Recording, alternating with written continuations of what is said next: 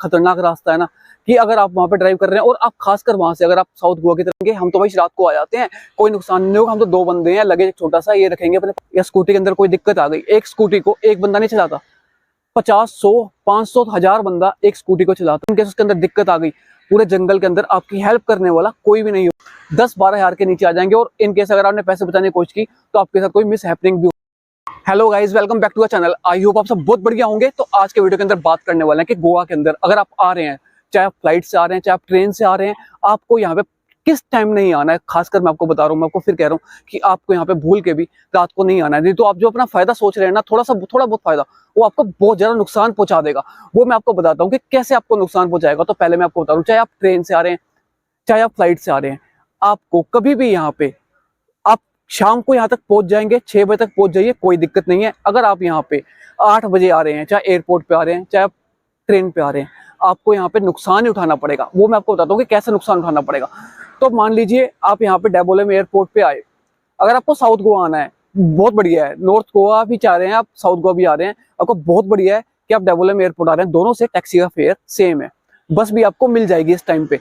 और अगर आप यहाँ पे मोपा एयरपोर्ट पे आ रहे हैं और आपको साउथ गोवा आना है, तो मैं आपको फिर बता देता हूँ कि यहाँ से मोपा एयरपोर्ट से आप वहां पे उतरेंगे तो यहाँ से 4 से 5 हजार रुपए आपका, चाहे आप सुबह आइए चाहे शाम को आइए, ये आपको बता रहा हूँ मैं। ये सुबह शाम आपको बहुत नुकसान उठाना है। 4 से 5 हजार रुपए आपके टैक्सी के लगेंगे, जो कि आपके लिए आपको बहुत ज्यादा होंगे। और गाइज, अगर आप 8 बजे के बाद मोपा एयरपोर्ट पे आते हैं तो आप सोच लीजिए फिर आपके कितने पैसे लगने वाले हैं। और यही आप डेबोलेम एयरपोर्ट पे 9 बजे के बाद आते हैं, उससे क्या होता है कि जो टैक्सी के जो किराए हैं वो मतलब 20, 30, 40% तक बढ़ जाते हैं। एयरपोर्ट पे करेंगे वहाँ पे 20-30% होता है, बाहर से करेंगे वहाँ पे 40% होता है। ये 40% तक, 50% तक भी आपसे डबल चार्जेस हो जाएंगे। अगर आप डेबोलेम एयरपोर्ट से कैलंगुट जाते हैं या आप डेबोलेम एयरपोर्ट से साउथ गोवा की तरफ आते हैं, तो आपको डबल देने पड़ेंगे। वो आप देख लीजिएगा कि आप कौन सी टैक्सी ले रहे हैं। मिनिमम जो चार्जेस होते हैं वो 2000 रुपये होते हैं, उसके ऊपर आप लगा लीजिए आपके कितने पैसे पड़ने वाले हैं।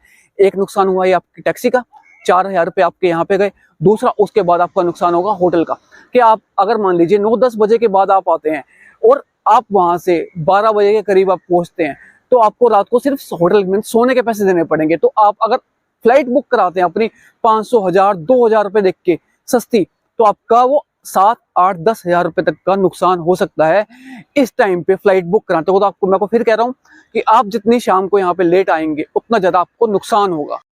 तो गाइस, उसके बाद दूसरा ऑप्शन आप सोचेंगे कि भाई हम क्या करेंगे, हम तो भाई रात को आ जाते हैं, कोई नुकसान नहीं होगा। हम तो 2 बंदे हैं, लगेज छोटा सा ये रखेंगे अपने पास, और हम क्या करेंगे, मडगांव रेलवे स्टेशन या डेबोलेम एयरपोर्ट या मोपा एयरपोर्ट से हम एक्टिवा ले लेंगे। बहुत सारे बंदे करते हैं, मडगांव से उतरते हैं रेलवे स्टेशन से, वहां से वो एक्टिवा लेते हैं। यूट्यूब पे बहुत सारे वीडियो के आपको 300-400 रुपए के अंदर एक्टिवा मिल जाएगा, लेकिन वो एक्टिवा आपको 1000 रुपए का पड़ता है।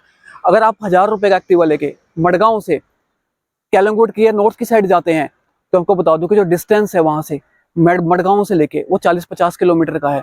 कैलंगुट का नॉर्थ गोवा के किसी बीच में जाएंगे 50 किलोमीटर का डिस्टेंस है। और रास्ता मैं आपको बताता हूँ, वो इतना खतरनाक रास्ता है ना कि अगर आप वहां पे ड्राइव कर रहे हैं और आप खासकर वहां से अगर आप साउथ गोवा की तरफ आते हैं, वो तो पूरा जंगल वाला रास्ता है, पूरा जंगल है। और इन केस अगर आप रात को वहां से मडगांव से एक्टिवा लेके आ रहे हैं या बाइक वाइक लेके आ रहे हैं अपनी रेंट पे, या नॉर्थ गोवा के में भी कहीं पे भी जा रहे हैं, तो अगर वहां पे रात को आपका टायर पंचर हो गया या स्कूटी के अंदर कोई दिक्कत आ गई, एक स्कूटी को एक बंदा नहीं चलाता, 50, 100, 500, 1000 बंदा एक स्कूटी को चलाता है, क्योंकि वो रेंटेड स्कूटी होती है, उसमें कभी भी कोई भी दिक्कत आ सकती है।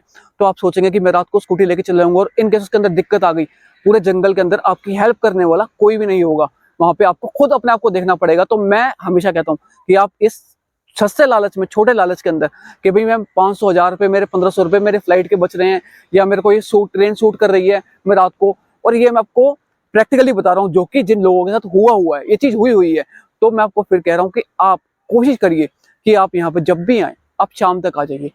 बस की सर्विस में आपको बताता हूँ, आप सोचेंगे बस कर लूंगा मैं रात को 9 बजे पहुंचूंगा। मेरे को बहुत सारे कमेंट्स ऐसे आते हैं कि भैया हम पाजी हमें ये बताइए कि वहां से लास्ट बस कितने बजे आएगी। फर्स्ट बस तो आप मॉर्निंग में 6 बजे स्टार्ट हो जाती है, लेकिन लास्ट बस जो है वो 8 बजे चलती है। और अगर आप लोकल बसेस में जाएंगे, और जो एयरपोर्ट की कनेक्टिविटी होती है बस की, वो भी 6-7 बजे तक होती है। 8 बजे के बाद जो प्राइवेट बस है वो भी आपके लिए अवेलेबल नहीं होगी। तो आपके लिए बहुत मुश्किल हो जाएगी। आपको ये सस्ते की जगह ना, जो आप बहुत सस्ता सोच रहे हैं वो बहुत महंगा पड़ जाएगा, 10-12 हज़ार के नीचे आ जाएंगे। और इन केस अगर आपने पैसे बचाने की कोशिश की तो आपके साथ कोई मिस हैपनिंग भी हो सकती है।